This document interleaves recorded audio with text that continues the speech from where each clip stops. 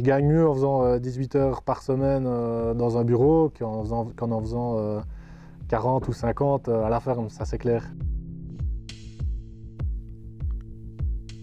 En 30 ans, la Wallonie est passée de 29 000 à 12 500 fermes.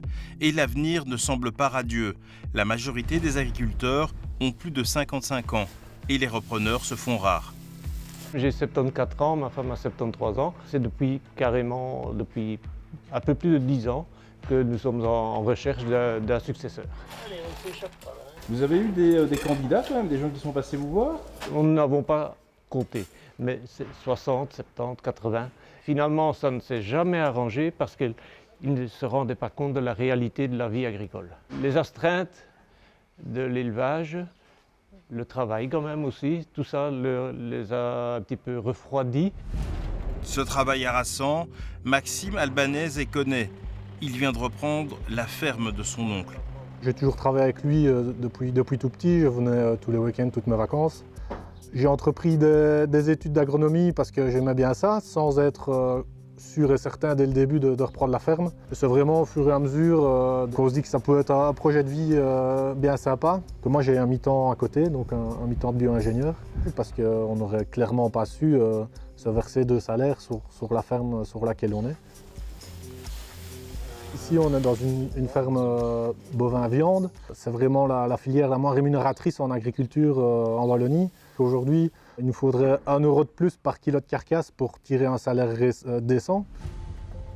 Beaucoup d'agriculteurs doivent se diversifier pour nouer les 2 bouts. Vendre à la ferme, par exemple. Chez Freddy, il y a 3 personnes qui font tourner le magasin. S'il n'y a pas de repreneurs, ils seront au chômage. Problème, les banques ne prêtent pas facilement aux éventuels repreneurs. Si vous avez 200 hectares, vous aurez plus facilement votre prêt que si vous en avez 35. Et avec 35, la banque elle estime que vous ne savez pas gagner votre vie. Pourquoi? Parce que la région wallonne elle-même dit qu'il faut avoir 70-80 vaches minimum. Il faut avoir autant d'hectares, et ce n'est plus 20 ou 30 hectares qu'il faut pour pouvoir vivre. Avoir une grosse exploitation pose également d'autres problèmes lors de la transmission. Le problème, quand on atteint des tailles de ferme immenses, c'est que la transmission se fait de plus en plus difficilement, quoi. Il faut couper la tarte en plusieurs morceaux. Et une ferme à 1,5 million d'euros, si le fils a 2 frères, il doit sortir 1 million d'euros, quoi, même s'il touche les 500 000 qui lui revient. Politique agricole sans cesse en évolution, envolée des prix de l'énergie, les agriculteurs sont entrés en mode survie. On en est arrivé à la conclusion qu'on est peut-être pessimiste, mais on ne remettra pas. Donc ça veut dire, à ce moment-là, on a dit, on ne va plus vendre. Et on va habiter dans notre ferme, dans un coin de notre ferme, qui ne sera plus une ferme.